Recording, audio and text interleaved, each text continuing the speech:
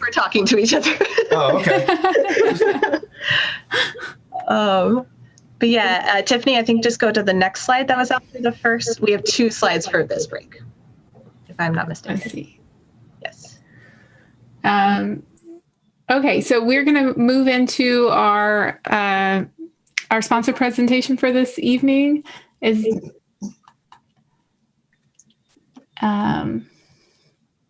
Would you like to share your screen? I think you can do that. I think I can. I don't need to though. Okay. Just going to talk today. Sounds good. Thank you.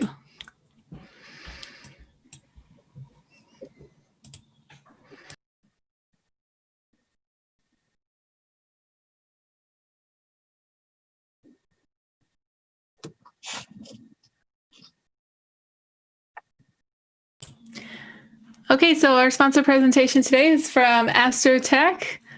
Would you like to take it away? Yeah, thank you, Tiffany. Thank you. So some of you know me, you all might not, but my name's Dale Lewis, and I'm the Vice President / Sales Manager here at AstroTech, and been here since about 2009 now, so it's been a little while.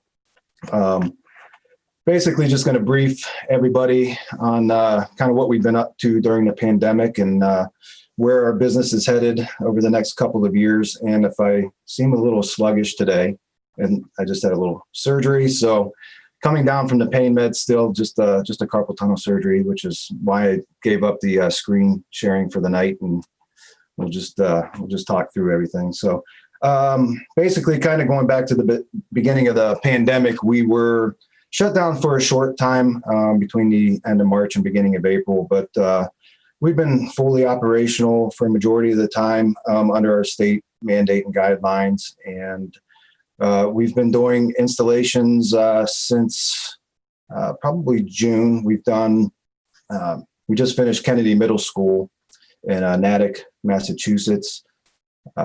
We did a project out in California for Morris Cerullo. If anybody's familiar with that facility, it's about a $200 million facility, and they put a 30-foot LED globe. So it's a hybrid aluminum LED globe. The outside of it's an all LED, and the insides are perforated aluminum. And that project's out in San Diego. We completed that back in beginning of August. And right now we have guys in Old Dominion University in Norfolk, Virginia, installing a 15-meter dome out there as we speak. The general contractors that we've worked for during the pandemic have been great. They have strict guidelines in place for safety protocols, not just for our men on site, but also their workers and facility people that need to come in and see how the jobs are progressing. And so luckily, cross our fingers, everybody here has stayed healthy throughout, and we're hoping to keep it that way. Currently scheduled for the rest of this year. We've got several that we're still hoping to have them installed before the end of the year. Mainland Community College in Spruce Pine, North Carolina, just outside of Asheville. Ken Yeager's neck of the woods, so I'm sure he's quite familiar with that facility. Domes fabricated. We're waiting on them on site to finish their construction so we can come in and get the dome complete. BMC Durfee High School in Fall River, Massachusetts. That's another one slated for the end of this year. And then we've got several projects for next year. And we've actually been as busy as we've ever been. And it's sort of ironic because it's come during a pandemic, but it also presents challenges at the same time because we haven't done any travel internationally since the pandemic's begun. We were in the process of trying to obtain certificate of entries and visas into right now Thailand is an example. But it's been about a 3-month process just to obtain the documentation and paperwork necessary to apply for a certificate of entry, which you have to have in order to obtain the visa. So it's been challenging on that front, and all of our projects that are overseas have been, they're paused for the moment. And that's the challenge we face now going into 2021. as things start to open back up and these projects get back online and the travel internationally becomes a little bit more feasible, more efficient, they're going to start overlapping with the new projects that we're bringing in, because we've put a high priority on projects in the United States simply because we're able to install them. So we've kept those ongoing and to make sure that we have a steady revenue flow coming in until everybody can get back on their feet and international travel picks back up. So, but for next year, we have some interesting projects already on the books, and that are either in fabrication or about to begin fabrication. The Smithsonian, we're replacing their 70-foot dome that they've had there. We built the original one back in 1973, and we will be replacing that dome hopefully third, fourth quarter of next year. Of course, their schedules, just like everybody else's, gets pushed back. It was originally slated for April. Now we're backing up into June, July, probably more on the August side of things. We're working on an interesting screen for American Museum of Natural History in New York. It's actually not a dome, but interesting nonetheless. It's called the Invisible World screen, and it's if you can imagine, more of a conical or conical elliptical screen where the top of it's about 87 feet wide, or I should say long, and then the width is about 57 feet, and then the bottom of it is about 70 feet by 45 feet. So it's actually a challenging screen from an aluminum standpoint, but we were up to the challenge, and we look forward to probably installing this early 2022. And we've got on the U.S. side of things continuing for 2021. Most people know Kim Small's school, Sandy Run Planetarium out in Dresher, PA, the Upper Dublin School District. We'll be working with Digitalis and Bowen Technovation on that project. That'll be a 30-foot dome and slated for right now, spring 2021. And Contra Costa College in San Pablo, California is another 30-footer, probably middle of next year, but maybe more realistically, end of 2021. And I mean, that's right now what our plan is for the United States side in the immediate future. And we also have a lot of international work that's in fabrication. But like I said, we're pushing those installs back. But we've got projects in Saint Michel, France, Pontet-Clay, Strasbourg. We're working on the one in Nonthaburi, Thailand, and we've got a few in India and locations like Chalakudy, Pune, Kottayam. We also have Halle, Germany, and Los Andes, Chile. So those are the projects that we're currently either in fabrication, about to go in fabrication, and installations kind of around the corner, depending how everything plays out. So that's what we have on the project side and all the COVID-related items. But as far as about 1 minute left. Okay, but for AstroTech, mainly are the advantages that we offer to anybody that comes to us for the dome screens or any type of screen really are the options, any of the seaming options, any of the coating options, framing options. We have our unique I-beam style frame. We also do lighter weight tube style frames if needed. We offer any of the perforations, anywhere from about 1 mil up to 1.6 millimeter, and rivets, countersunk dome head rivets. And so that we're one of the only companies in the world that can say that we offer all of these options for any of your aluminum perforated screens. So, and that was a quick 10 minutes. I was about halfway through what I wanted to get through. So. Excellent. Thank you so much. So, but nice to see everybody's beautiful faces, and hopefully we can see them in person here soon. Thank you. Thank you. And we're going to switch over to our next paper session as well. So it looks like we've got the Constellation crew at Ball State University next, which is Melanie, Caleb, Nicolette, Alec, Richard. So awesome. And you're already able to share your screen. So take it away. And do you want a verbal warning when you're nearing the end of your time, or is that helpful? That works. Okay, cool. Go ahead. All right. Good evening, everyone.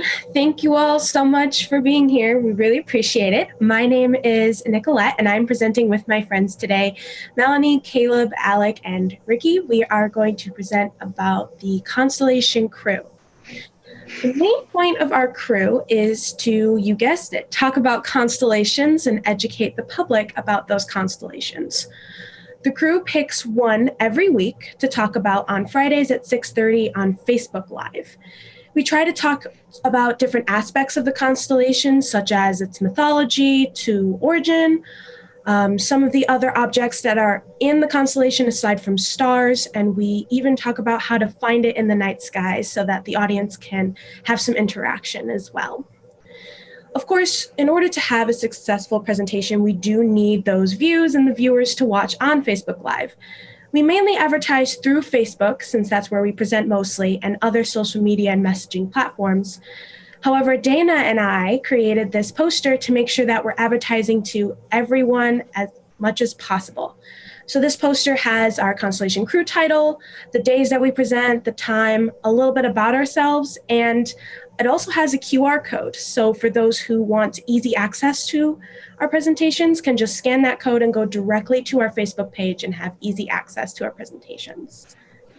Today, we also have a very short video clip of what our Constellation Crew is like on Facebook Live. So I'll let that play. World of Science has funny names for everything. Especially astronomy. Yeah. It's a square in the sky. Just call it the Great Square. Triangle that's up all night in the summer. It's just a summer triangle. When exactly, I hope you know, does it get reclassified as a new galaxy? Is it when the black holes merge, or when they get close That's a enough to good start question. making gravitational waves? I don't know if people know, but that was one of the things I was going to ask. Like, one of these galaxies, they have a central, like, supermassive black hole. We have in our Milky Way. So hopefully that gave you a little sneak peek, but I'm going to pass the mic to my friend Melanie, and she's going to go into a little bit more detail about the crew. So just a couple of our many goals, possibly our most important was to provide consistent educational and entertaining content for the community. All of our public planetarium shows, of course, were canceled due to COVID-19. So we wanted to make sure that we were doing something to connect with the community and provide content. We wanted to make sure we had an inclusive learning environment, judgment-free. We don't believe in dumb questions here. We're all learning, especially because a lot of our audience isn't actually studying in STEM fields. So we are teaching to everybody. We're all learning. We wanted to bring an opportunity for personal connection. I think it's really important because a lot of people are feeling isolated right now. And we wanted to do something to address this if we were able to help in any way. And lastly, we want to keep the community talking about and exploring science. And this is always our goal. I think all of you probably agree that's probably the same goal, and that's why we do what we do. So how are we striving to meet these goals? So we hope to maintain a somewhat informal style of conversation. We teach and talk to each other both within the Constellation Crew and the community. We're all learning together. We all have something to teach each other. And we really wanted to make sure that this felt like a conversation rather than a lecture. And one of the ways that we do that is by having a chat function. So we have on average 2 of our crew members in the chat answering questions or responding to feedback. And even sometimes, like in that video clip, we come up with a question that we don't even know the answer to because we're all learning again. So the people in the chat are able to kind of help us answer those questions and keep things moving along. We really wanted to be receptive to feedback because the series is, of course, for the audience. So we really do take that feedback to heart, whether it's about content or formatting. We wanted to make sure that we were being inclusive by offering a free option. It's completely safe. You can do it at home. Just go out and look at your sky, give you something to do to maybe switch up your day without having to leave your house. And lastly, as much as we want it to be informal, it still requires some planning to make sure that we have consistent content. So I think Caleb's going to walk you through what that actually looks like for us. Yeah, Yes, as Melanie said, it is. We try to make it informal conversation, but at times we also have to do a lot of planning to make sure these are ready for the public. So usually we start with a couple weeks in advance. We pick a constellation and we do make a basic outline as seen here. We'll think of different objects that can be found in each constellation, such as nebulas, black holes, or other objects. And usually we are each assigned, or we choose an object to look at, and so each of us does our own individual research on these objects, and we compile notes, and then we get back together and we make a more detailed outline as the week goes on. So this is what our outline usually looks like near the end of the week. It's more detailed, got more notes on different objects in the constellation. And usually we also have a couple of meetings during the week itself to discuss topics. So usually we have a meeting early in the week to discuss who gets assigned what object, as well as different throwing ideas around for different objects we could cover in each week's meeting. This is like what our meetings would look like usually. So then later in the week we have a longer run through where we go through the visuals of each topic, as well as just finalize everything for the Friday presentation. The day of the presentation, we meet about 4 or 5 minutes earlier to do one final run through, as well as do some final checks, make sure everything's good to go, and we also to calm ourselves down. So usually this runs through a lot of software, which my friend Alec here is going to go over. Y'all have 2 minutes.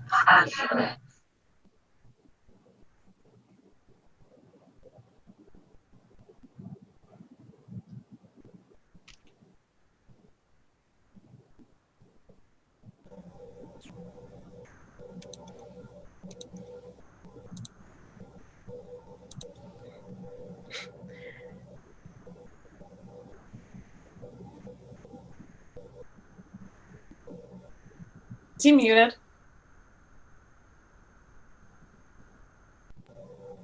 Do you need us to try to unmute someone, or? All right, can you guys hear me now? Yes. Yes. Okay. Sorry about that. I haven't had that happen. All right. So we organize our meetings and the Constellation Crew stuff in Zoom itself. And although we're not able to use the planetarium itself, we use the planetarium software RSA Cosmos, which allows us to make cool visuals, such as simulating environments like where the constellations are, certain objects in the constellation. We then use Adobe Premiere, which is a paid software. It's in the lower right corner there. The cool part of our presentations is that we have some nice backgrounds that replicate the constellations that we have. So here is a thing that Dana has made in Inkscape. So you can see the different colors. Each color corresponds to a different person. And Inkscape is like a free version of Illustrator, which is a vector graphics editor. So you can make shapes, you can blow them up, etc. And then if we have time, Richard's gonna segue us or bring us into some future stuff.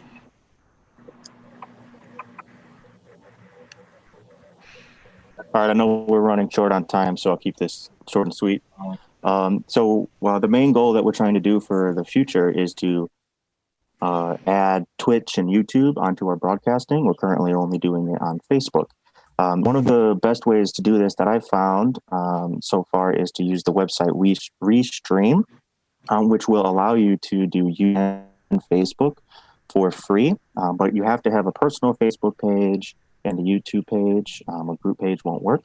For that, we can add on Twitch alongside YouTube and Facebook for a subscription. And then we can go to the next slide. And the way we want to try and do that is through crowdfunding. So Ball State has a Cardinals Helping Cardinals crowdfunding source And we hope that this will help people who can't donate their time to be able to still feel like they're helping out with the program. So I'll keep it pretty short. And with that, I'd just like to thank everyone for watching. Thank you.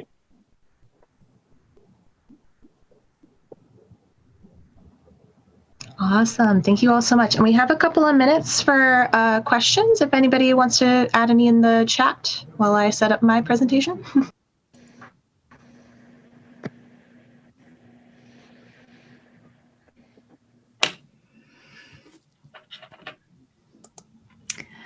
I'm not seeing any questions here, just lots of accolades. It's always wonderful to hear from students. Thank you so much for sharing your project with us. I see a question from Renee here. What has been the most fun part of creating this program? So one thing I like is that even though I've always been interested in astronomy, I actually don't know a whole lot about constellations. So this program has really made me learn the stuff firsthand. And so You're not alone. Many professional astronomers don't know their constellations.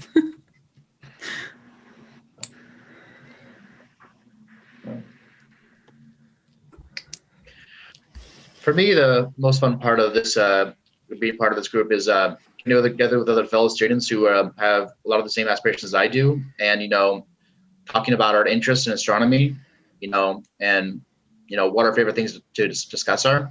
So we always have such fun conversations, both on and off the air. I will add that some of our best conversations are off the air, which we're trying to get on the air eventually.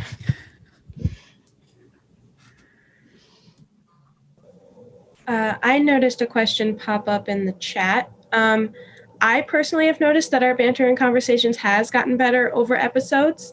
For me personally, the first episode was very nerve-wracking because I didn't know what to say or what to do, even though I had a script, I had everything ready, everything was fine, I practiced, but I was still so scared. But once I really got to know everyone and we got really close and we met every week and now I know more than just their name, it's really easy to have a conversation with everyone. It's a lot more friendly. It becomes more open and less scripted as each episode gets better.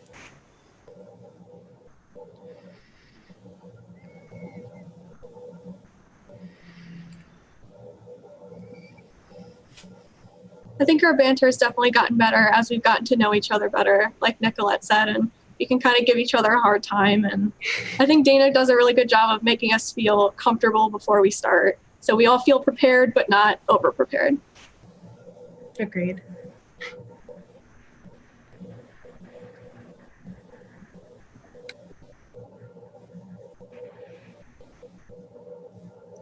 Oh, I noticed another question here. We're asking how many times we meet per week. We usually meet 2 times. That's not including the presentation itself. One to just to discuss the basic outline for each week, and then the second one to do a run through of the presentation before the next day.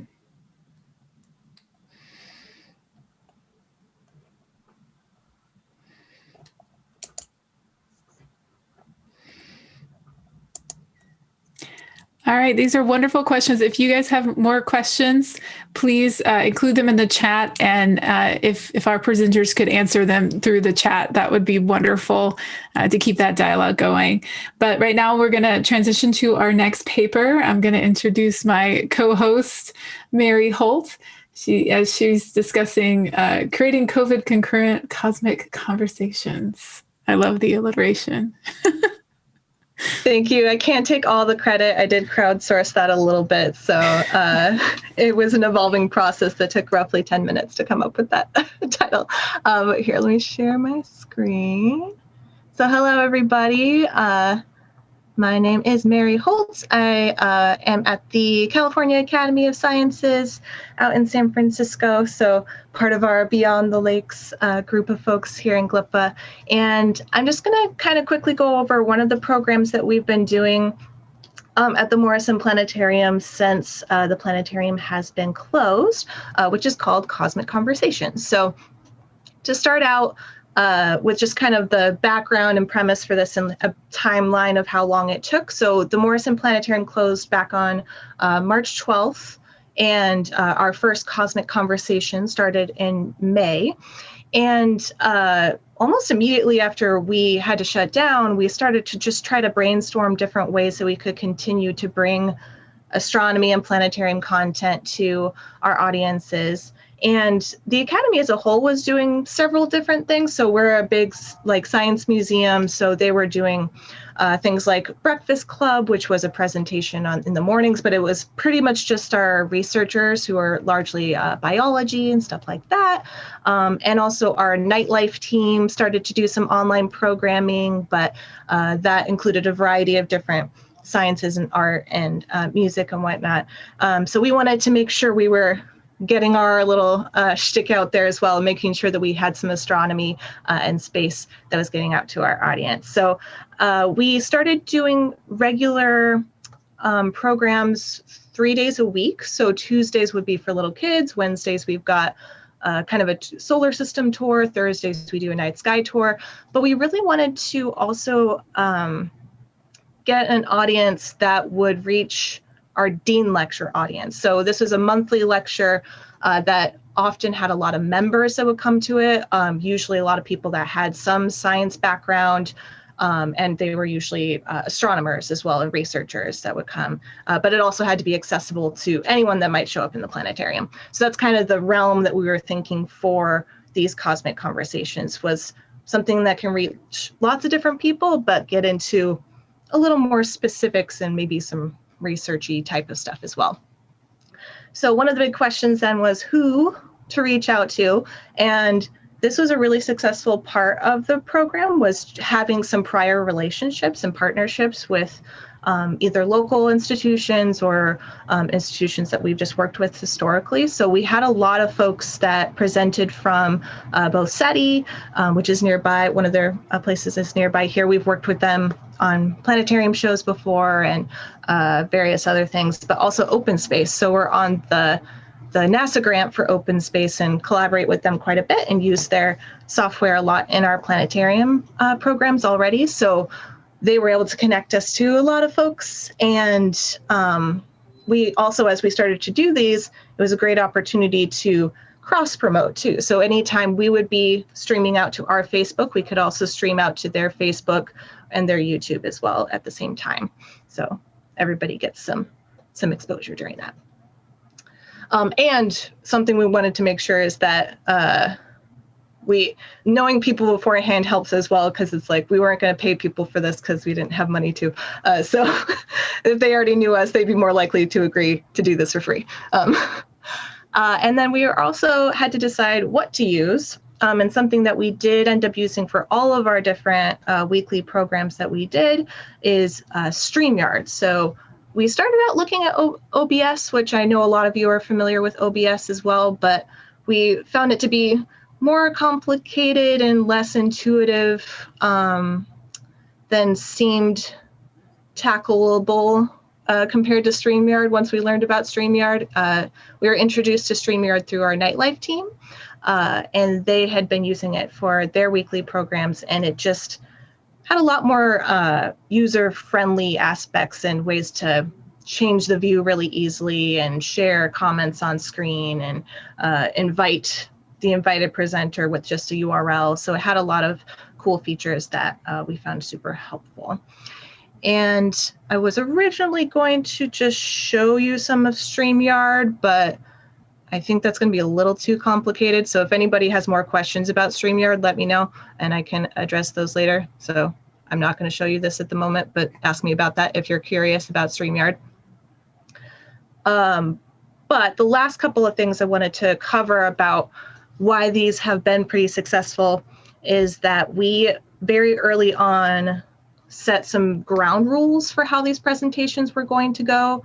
So right around when we were able to start these weekly Cosmic Conversations, that was pretty much exactly the same time we were also learning about our layoffs and furloughs. So we were going to be doing these presentations on a very, very limited staffing, and we needed to make sure that it was something that could be prepped quickly and reuse a lot of content. So basically, who we reach out to them partially based on, can we make a presentation out of this with open space with assets we already have, or with maybe a previous Dean lecture and a UniView profile that we already have put together, and with little to no new content that we had to make.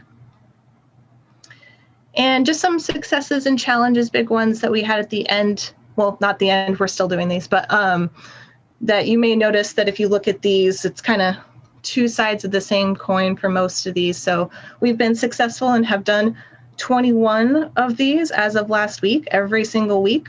But also we have to do these every single week, which is quite a pace to keep up, especially when you're inviting people from outside the institution. So in hindsight, if we were to do something like this again, we would maybe do monthly or every 2 weeks, something like that, because the weekly pace is quite a bit to keep up with. And we streamlined communication practices and scheduling. And a challenge in that, though, is it's sometimes difficult to stick only to the reused visuals, which if Dan Tell is here, he can attest to that. We've bugged him about things and he's been like, I can't do that. We can't make a bunch of new stuff. And ongoing relationships was amazing, but also we could have gotten more of a variety of presenters too. It was very SETI and open space heavy, whereas instead of getting maybe a variety of people from lots and lots of different places. And we got several people who practiced on this, but also ideally you need at least, I would say, 3 to 4 people to make this work successfully every week. And not everybody has that, so that can be a challenge. But don't take my word for it. You can go watch these yourself. We have a playlist on our Morrison Facebook page if you want to go check that out, and you can watch any of our previous Cosmic Conversations on there. And with that, if there are any questions, I can field those, but thank you all so much for your time.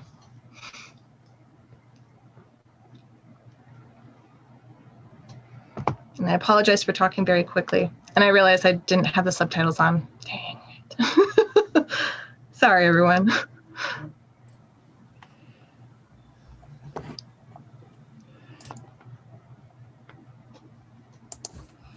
So Jean is asking about StreamYard, it looks like. Yeah, so I can, here, let me see if I can just share that real quick and share my screen with a different page.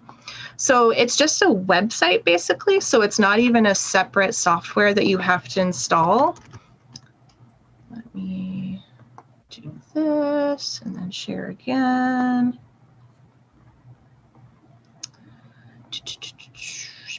There we go.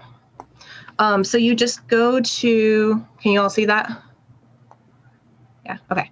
You just go to this website, StreamYard, and you make an account. And then you can share the link to any of your presentations that you've made. So you do invite a guest and you can just copy a URL and send it to them. And if you were to go inside one of these,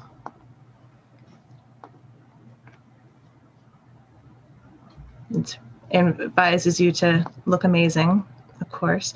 And then this is the background. So you can have things pop up on the screen, little banners and such. You can have the comments that come in from Facebook or YouTube come up as well. And you can have a private chat with your fellow presenters so that nobody on screen would be able to see. And you can even, something they added more recently is you can play videos. So we have these like countdown videos that we play at the beginning of presentations. And I've got like the people walking using the new spacesuits and stuff for one of our little kid shows about the moon. So yeah, so that's quick view of it. Can I ask something specific? Yes. So as far as I can tell, OBS's real advantage is that you can seamlessly go from you only to your presentation back and forth. Mm-hmm. Does StreamYard do that? It does, and I would say very, very easily. So if at the bottom of that screen, there were these little like single head, 2 people, you can just push a button and it goes like both people on screen, 1 person on screen, just their screen on screen, them and their screen on screen. So you have a lot of different options of what you can show. Great, thank you. Mm-hmm. Were there any other questions or should we keep on going? Yeah, we have a couple minutes. So Mark, is asking, he said that they tested StreamYard and liked it, a lot of the features, but weren't thrilled about the quality. What are your thoughts on that? We haven't had too many issues with the quality.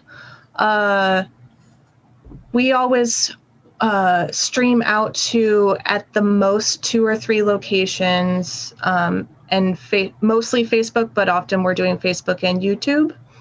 And we haven't had too many quality issues with that. I'm not sure which issues Mark was having, but.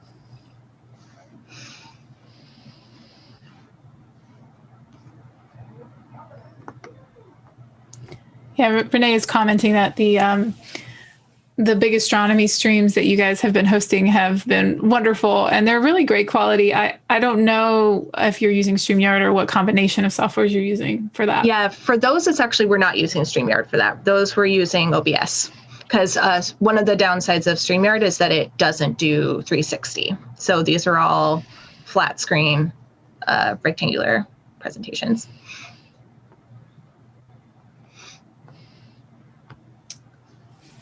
Jean's asking for the link, I think, for StreamYard. Or the link for, or for the link for your presentations. Yes. Let me get that for you. I will share that. I made it into a shorter URL because the one it wanted to make was horrifying. Here you go. There you go.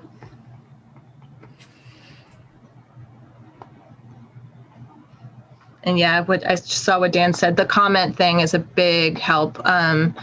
Especially we've found as we've started to do some school programs with these as well. That's something that our education team commented on, was that having questions or comments pop up on screen is really helpful. So if you have like a prompting question for the kids or whatever, you can be like, look for the moon, and it can pop up on the screen really easily. So that's a nice feature.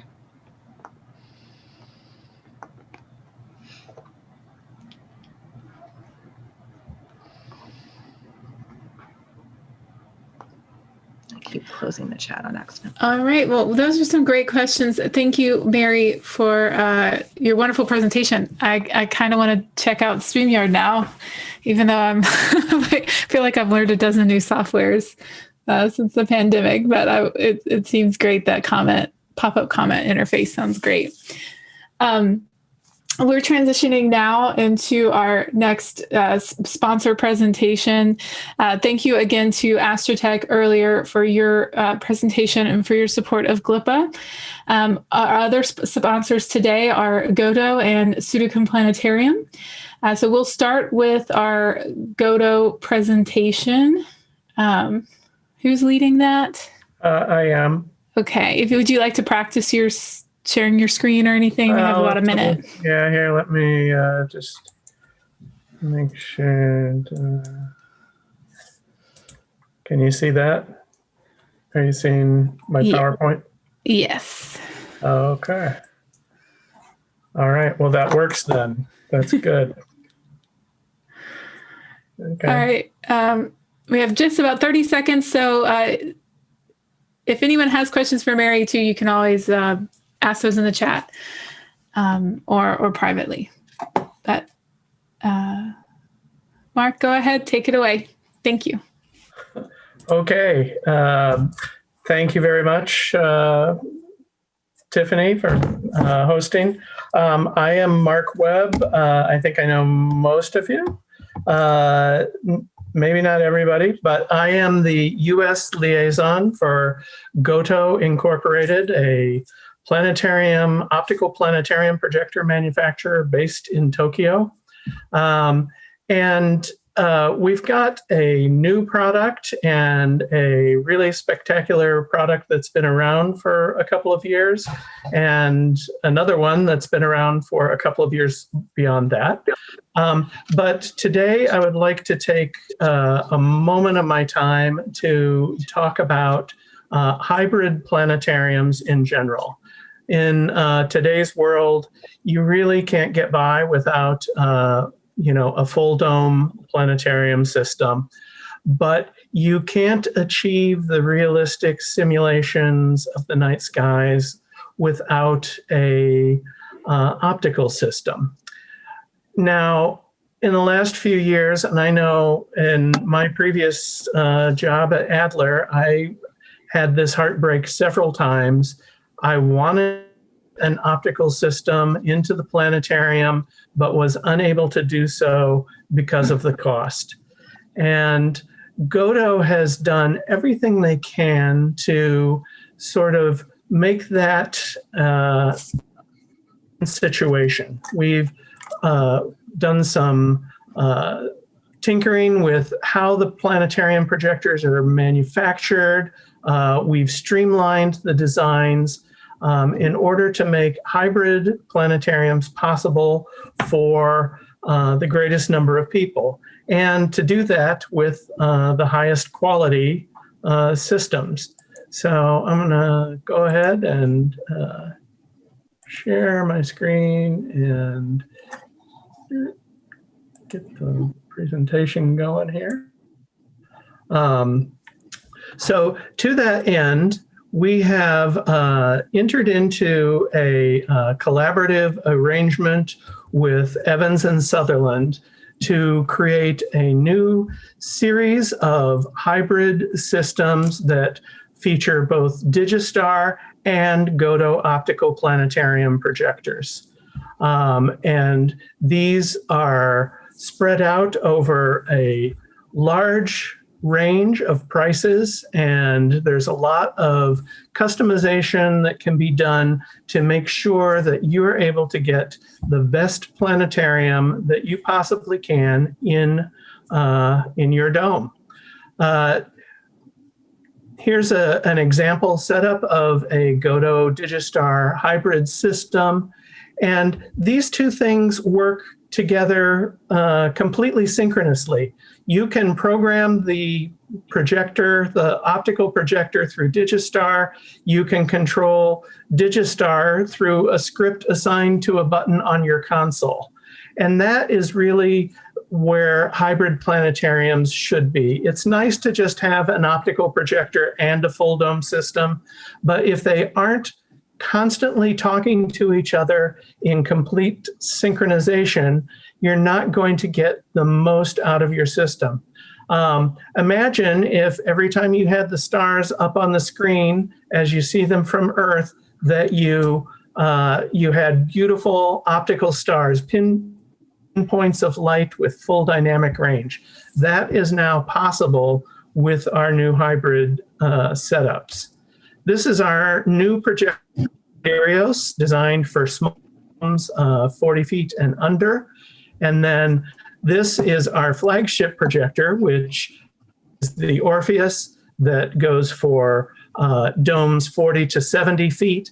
We have another projector, Chiron 3. 1 minute, Mark. Thank you. Yeah. 1 minute. Chiron 3, which will go to domes larger than 70 feet. So here is my information. If you want to get in touch with me, easy to find. And I would like to talk to you about our new offerings and how we can get a hybrid system into your planetarium. So with that, I think about 10 seconds left to go. I will yield my time back. Perfect timing. There's the alarm. Looking forward to talking to you soon. Thanks for your time. And I will be talking about the projectors more on Friday. Wonderful. Thank you, Mark. And then up next, our next sponsor presentation is from Sidicum Planetarium. Who's presenting for that one? Do we have them all set? Me? That's me. Okay. Right over here. Hello. Excellent. Hello. All right. We ready? Let me. Yeah, take it away. All right. Let me share the screen here. So, good evening. Greetings from Nashville, Tennessee. For those of you who don't know me, I'm Drew Gilmore, and I'm acting manager of the Sidicum Planetarium at Adventure Science Center. Aside from all the kind of craziness of this year, this is kind of a special year for the Adventure Science Center. It's our 75th birthday. I noticed that Siler Instruments is also having a 75th birthday, so that's pretty cool. We started back in 1945 as the National Children's Museum, and I love this picture of an early field trip. Just imagine all those kids arriving in pickup trucks. It's pretty cool. The Pseudocom Planetarium itself didn't come along until 1952, so we've got a few years to go before we hit our 75th, but had to share this picture from our first planetarium dedication, and yeah, that's Armand Spitz himself, demonstrating his A1 projector there. So I always love that picture. But of course, I also show our second dome that opened in 74 and served us well until 2007, and our current dome that opened in 2008. And we love our theater that we have now. Anyhow, I'd like to kind of turn to some of the shows we have on offer, some of our affordable shows, Stars and Rusty Rocket. And I want to focus on Eclipse the Sun Revealed this time, because this is a really great introduction to eclipses, from ancient history to the geometry of different kinds of eclipses to how to watch total eclipses safely. And it's a great way for your audiences to get ready to watch an amazing spectacle. Of course, we've got the 2024 eclipse coming up in just a few years. It's be here sooner than you think.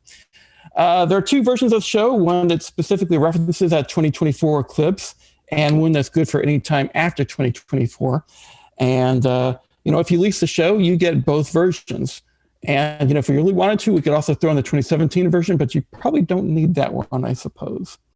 Anyhow, here's the trailer for Eclipse the Sun Revealed. I hope we can hear that. Every once in a while, the moon passes right between the Earth and the sun. To be in that shadow, you have to be standing in just the right place. The Sun Reveals eclipse show. Looks pretty rudimentary bad. I don't know what to say. It looks cheap.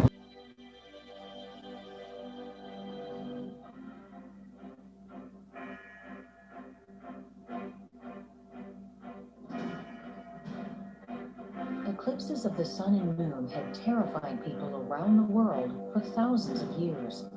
Many ancient cultures worked to understand what caused eclipses and when they would happen.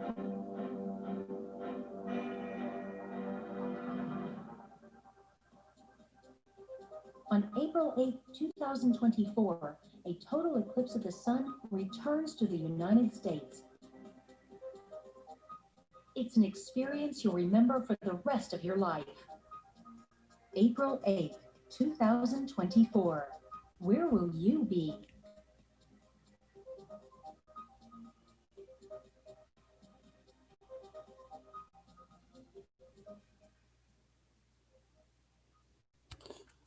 All right. So the show also features my personal debut in a planetarium soundtrack. So I encourage you to go check that out at FDDB. The very first voice you hear in the show is me, which is the terrified scream of an ancient eclipse watcher. So you should really check that out, for no other reason than just to hear me scream at the top of my lungs. Anyway, that's all I got. Thank you for listening. Here's our contact information.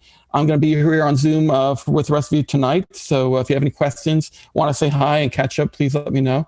Pseudocom Planetarium is open. So if you have any questions about how that's going for us, it's been going pretty well, actually. So just feel free to say hi, and I'll yield the rest of my time. Thanks. Thank you, Drew. But remember, it's 2020. You're supposed to scream in your heart. Oh, that's a good point. All right. So to finish us off today for our Wednesday GLPA, we've got Melanie Eisenbarger. She is going to present on connecting generations of planetariums through data storytelling. So we have Melanie ready to go. Awesome. Yep. I'm going to go ahead and share my screen.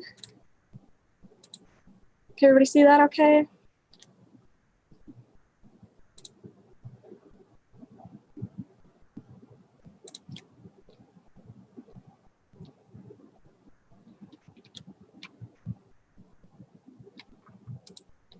Let's see. All right, there we are. So yeah, I'm going to be talking about connecting generations of planetariums through data storytelling. But I figured before I started that story, I would tell you a little bit of my own story. So I'm Melanie Eisenbarger. I'm a senior at Ball State University. I'm working towards a degree in physics and astronomy, so 2 degrees technically. Actually had an astronomy class in high school with Melinda O'Malley. I don't know if she's watching, but if you are, hi, it's been a while. But having that class in the planetarium was like such a cool experience for me. So when I began looking for colleges, I started to look towards the field of astronomy. So that's how I got involved with the planetarium here at Ball State and working with Dana. And I've been there since spring of 2018. And it's been so fun. So this is our planetarium here. And working for the planetarium has given me so many opportunities, including attending events like this. I've learned a lot about research happening within the planetarium community. And in addition, I am doing an independent study also with Dana, which is how this project came to be. So I attended a webinar titled History of Planetaria, What to Preserve and How. And that really got me interested in thinking about the history of planetariums and the impact that they have had on the world overall. So I really started thinking about the significance of the planetarium, and listening to these speakers talk with such passion and dedication has been really, really inspiring, and that's what really inspired this project. I wanted to tell their story. But before we get into it, I wanted to mention this story is a work in progress. There's lots of things that needed to be updated. We are working on it. We're going to have this big final project. This is just the tip of the iceberg for now. So to begin, I learned more about planetarium staff research, like I mentioned, commute accessibility, things like that. So I wanted to come up with a project that really kind of combined all of these things together. So looking into who was first, I found that Adler Planetarium, of course, in Chicago, Illinois, opened in 1930, was the first planetarium. And I have a quote from Max Adler here that he made at the occasion of dedication that I thought really well encompassed everything that a planetarium means to people and the impact that it can have. And I will be sharing this link towards the end of the talk, so you guys will be able to come back and look through all of this and spend a little bit more time on it, because we're a little bit limited on time. But looking into who was first, I was wondering who followed. So if we go down here, we're able to explore this map here a little bit. So we can look at the whole world, but we're focusing in on here. So if we click on the number 1, we can see Adler Planetarium with a good picture there and a little bit of information. Just one more I wanted to mention, again, you guys can come back and look through this a little more thoroughly, was the Hayden Planetarium, which was 4th in the United States. I thought it was really interesting that Charles Hayden actually decided to fund the Hayden Planetarium after visiting the Adler Planetarium. Only one time he was so inspired that he decided to, in the middle of the Great Depression, fund this planetarium, and he was really adamant on sharing that experience with the next generation, which I thought was really, really special. So moving on to who is supporting these planetariums. Go back out of there. We see Daniel's data here. So he has created this website, Worldwide Planetariums Database, which has accumulated a mass amount of information. None of this would have been possible without all of the work that he's done. And the correspondence, he's been emailing back and forth, and it's been really appreciated. And we noticed when sorting through this data that a number of these planetarium vendors were listed, with a few of them being sponsors for tonight's event. So again, thank you to our 2020 GLPA sponsors. If you want to learn more about them, we have a link here. But just like the other map, we're able to click on any of these and get a little bit more information. So the name, the address, and some contact information there. And again, you'll be able to come back through this a little more thoroughly. So moving on to where a planetarium is located, we see this map here of the United States. I did want to mention we made a few updates to the WPD data. So we eliminated IMAX or flat screens or vendors so we could get a better idea of exclusively planetariums. So if we just click on any of these here, again, we get that information taken from WPD with the name, information, dome size, seats, things like that, which has been really nice using the software. So moving on, we could not only map out locations, we're able to map out other things. So for example, we have a map of the United States, the same exact planetariums as you saw on the first map, but mapped by dome size. So it's kind of correlated. The larger the circle, the larger the dome size. And usually it's the case that there are a larger number of seats. So again, we have that same information here, just mapped out in a different way. So there's a lot of different things we can do with that. we actually were able to analyze a little bit of our data using the ArcGIS software. So this map here is planetarium data analysis. So it basically is a map of the 30-minute range around any planetarium in the United States. So to get kind of a better idea of that, we can zoom out. It has all of those same planetariums.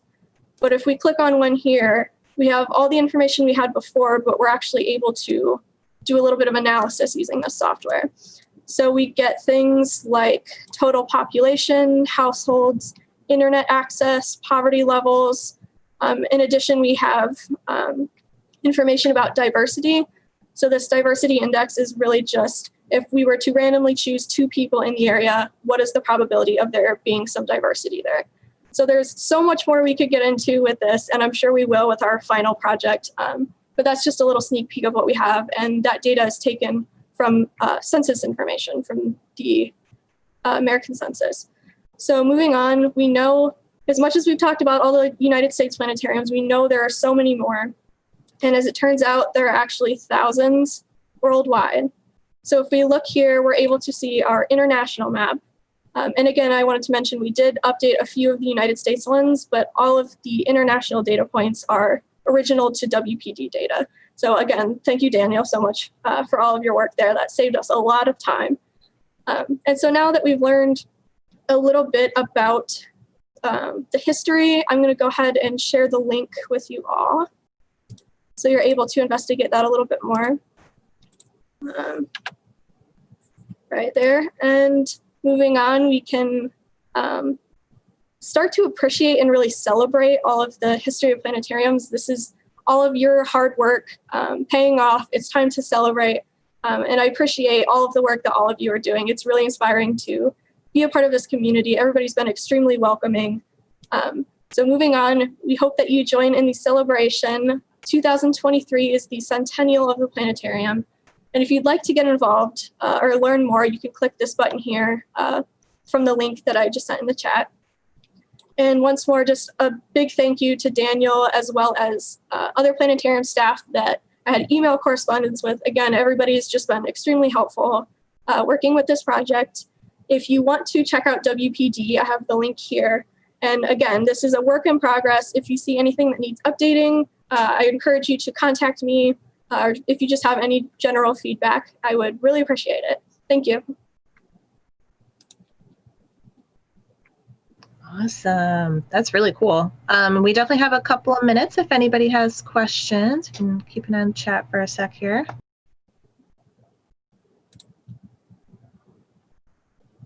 And if you want to see anything a little more in depth, you can ask me that too.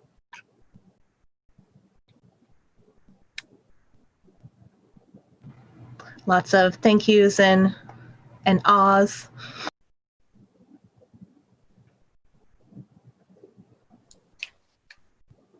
It looked like the west half of the country had less planetariums, and I wonder if an analysis that looked at a larger radius away from the planetarium would be interesting there. Yeah, so in the future for our larger project, we really wanted to go through all of those analysis tools. There were so many, too many to get into now, but we were hoping to do all different time ranges and different analysis with that. So you'll see that in our future project. And we've got a question of what is the most surprising data value you have encountered? The most surprising, honestly, it was, I think, the state of Pennsylvania. Just the total number of states or planetariums in Pennsylvania was really, really surprising to me. I think it was maybe had the most in the entire country, which I thought was really interesting.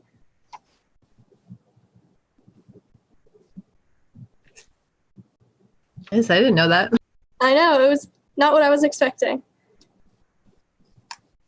And another one, tell us about how you made the website you presented from. So we used the ArcGIS story map. It's software we're able to use, fortunately, here at Ball State. So you can use the ArcGIS to make the maps and then embed those in an ArcGIS story map. So we're able to do that and kind of have them work together to create a website. where you kind of choose a theme and a layout and go from there and build from there.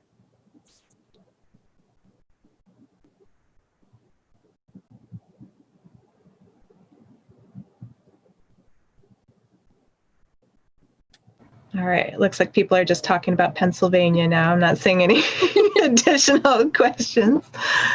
All right, but if we'll wait another minute to see if there are any more questions, but while we do that, let's make sure Krista is ready to go. So Krista Spites is going to be our last presenter today with the paper, How to Do Interactive Virtual Star Parties Alone. So just checking that she's ready. All right, let me make sure I can share my screen. Okay. And we do have a few minutes, so if anybody has any more questions. I might go back just to show a little bit of that purple data that we saw before and give you a better idea of the different things that we can do with that. So for no particular reason, I'll choose here in Muncie. So that same information taken from WPD, but again, more information we can do with the analysis tools and things are listed here, which will give you a really good idea of the community that you're serving and how to kind of cater your information to that, the best formats to reach your community. I think it's really important to consider these things when working in a planetarium because that's who we're working for.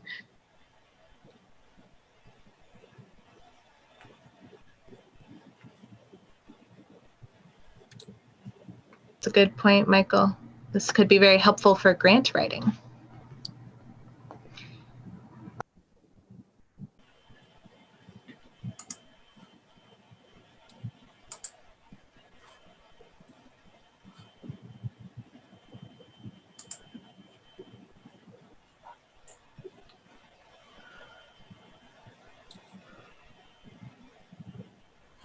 All right, and Tiffany, you didn't catch any other questions that I didn't see, did you? Yes, Susan is asking how many portable planetariums are in the database. So if we go to, I'll share my screen really quick. If we actually go to WPD, I'll just give you a quick preview of that since a lot of this information is taken from there. You can go to a query search here. So you can say mobile planetariums, and we'll just do the United States for now. Or I guess the whole world.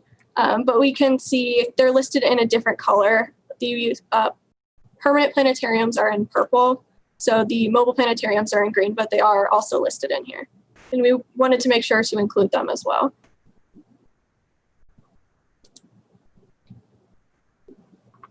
So to map them, you had to go from a general city location and find a more specific street address? So from WPD, he actually has the street address and everything in there. And in the software, if you just input that, it automatically will map it directly to that address, which was really, really useful for us. Mel, can you talk about the Excel process just a tad? Yeah, so it's not as easy as just that. That's true. We brought a lot of the information in from WPD, mostly copying into an Excel spreadsheet where we reformatted and updated a few things. We made sure to separate them out into columns of information to make sure that the software would accept it and display it correctly. And even once we uploaded it, we were able to change information that's visible and update things as we get more information. So again, if you see anything that needs updating, be sure to let me know and we will do that. But yeah, it was a long process, but not as bad thanks to Daniel's work. Awesome. All right. So we are now at, 4:50 my time. So thank you so much, Melanie. And if anybody have more questions, feel free to add those in the chat. And we are now going to hand it off to Krista. Go ahead.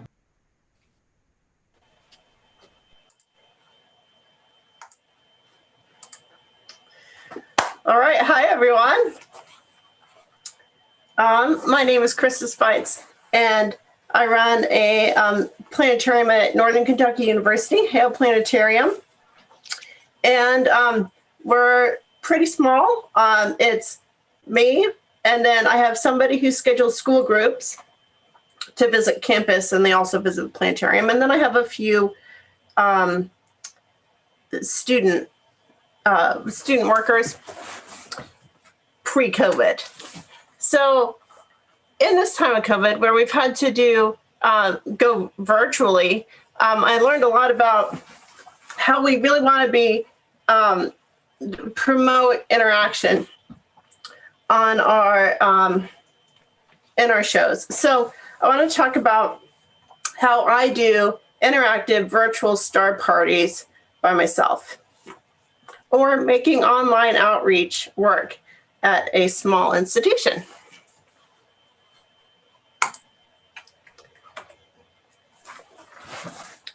So in the Dome Dialogues e-conferences this spring, in number 6, I heard Derek's talk, Derek Demeter, his talk about how to do a virtual start party. And he had a lot of good tips in there, including about how to, a good camera to buy, which we did buy and I'm still learning how to use.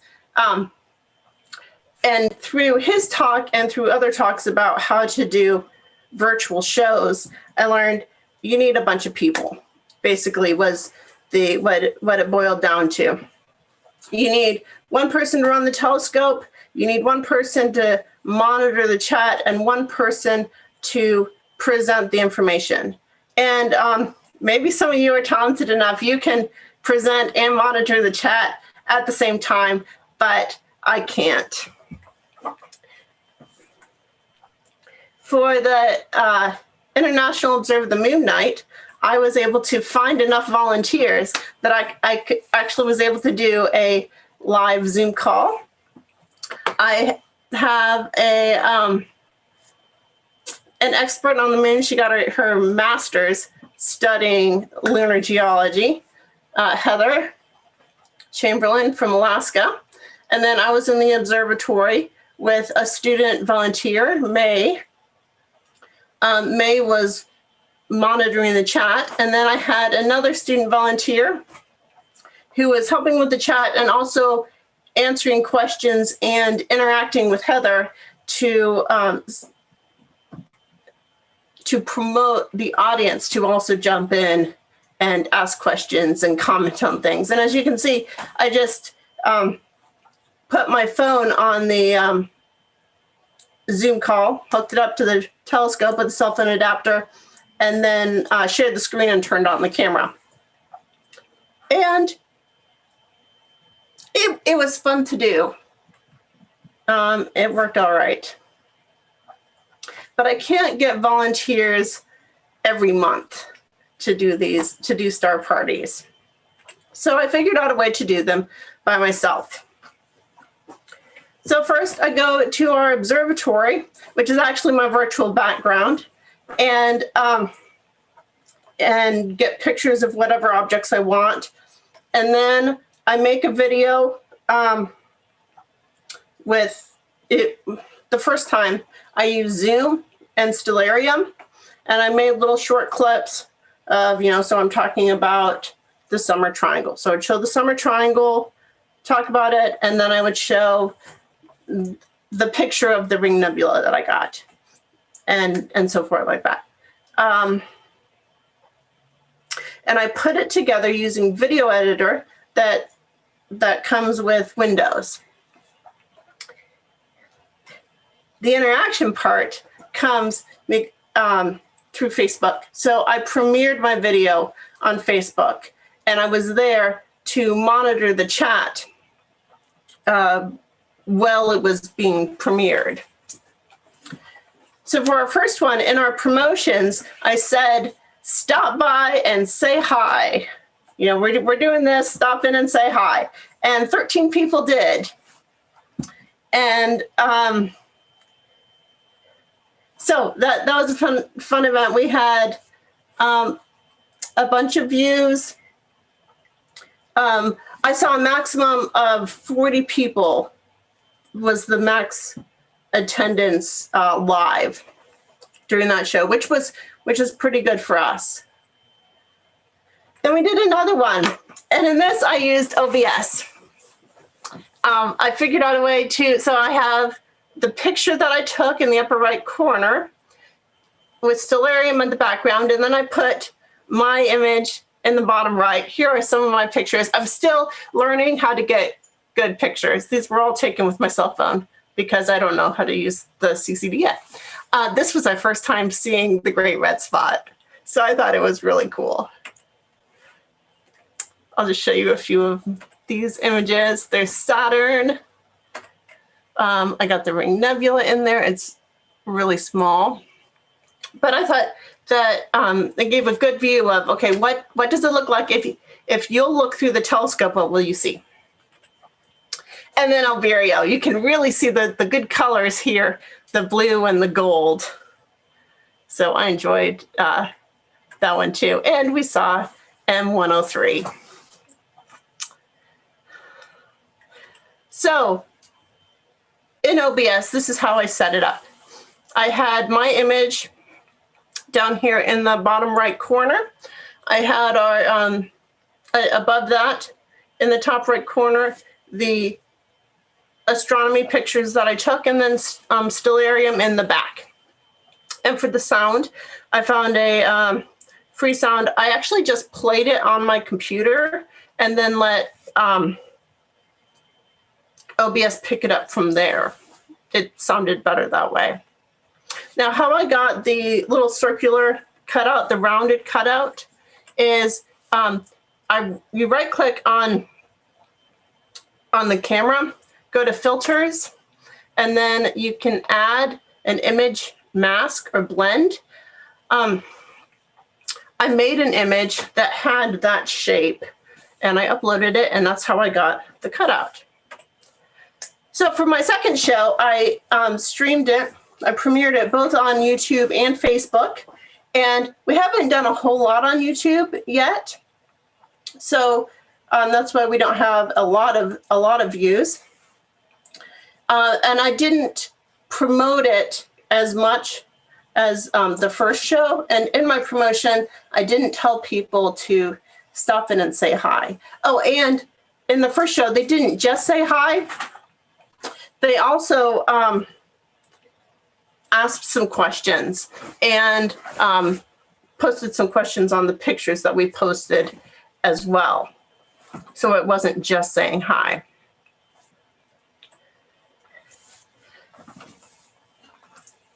So in the future, I'm going to start building in interaction prompts in my video and pauses to encourage people to interact, such as, what is your favorite memory of the moon? I heard that one on the, I think it was the International of the Moon webinar. If you guys have interaction prompts that you like in your shows, I would love to see them in the chat. That'd be great. I also want to do more promotion, and I'm going to start adding more content to YouTube to try to build up the YouTube audience. And I'm going to start doing these interaction prompts and the monitoring the chat for my Star Talks as well. So in conclusion, there are ways you can promote interactivity even if you're using pre-recorded videos, and that's by premiering them. So by premiering your pre-recorded videos and monitoring the chat when they're premiered, that makes interaction with your audiences possible, even if you're the only one working in your planetarium. Thank you. Awesome. Thanks, Krista. Let's see if we have any questions in the chat. Let's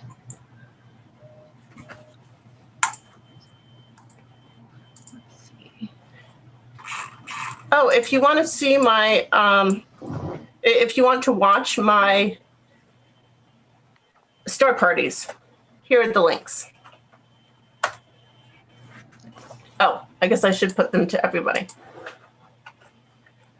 There we go. And Sarah, Krista, Sarah was wondering how far in advance you recorded these. Less than a week.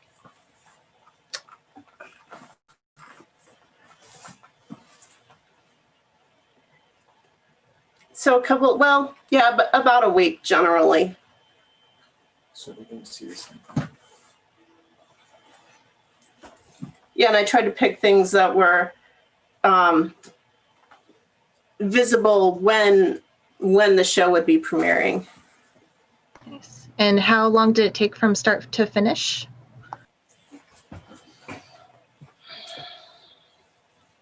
It depends on how long I'm out enjoying the sky. But, for my second show, when I did it in OBS, I just did it in one take. So it took me half an hour, maybe 40 minutes to get it set up. And then you factor in however long it takes for you to do the observing. I did the observing in one night.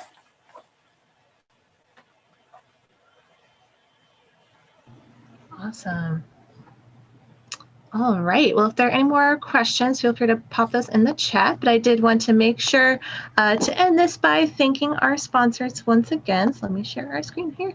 There we go. I want to thank all of our sponsors. And today was brought to us by Astrotech and Pseudocomb Planetarium. So thank you to them and to all the rest of our sponsors here.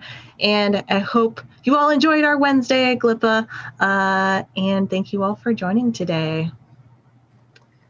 And don't go anywhere yet unless, you have somewhere to go. But tonight is our virtual hospitality suite. So we're just going to leave this room open for virtual hospitality. Unfortunately, we have no bathtubs full of beer for you. I did not arrange to get beer delivered to your bathtub. Couldn't figure that one out. So it is BYOB, whatever you might want to enjoy. But we're just going to leave this room open for about 2 hours. So for a virtual hospitality, and I know that Paulette has a game that she put together for us. So I don't know if we want to jump in with that right away. Let's let people sort of settle in, and I know Wei said she had to go home and everything, so I do have a game, and it is a lot of fun, but let's wait maybe 10-15 minutes. Yeah, I should probably leave work first, so.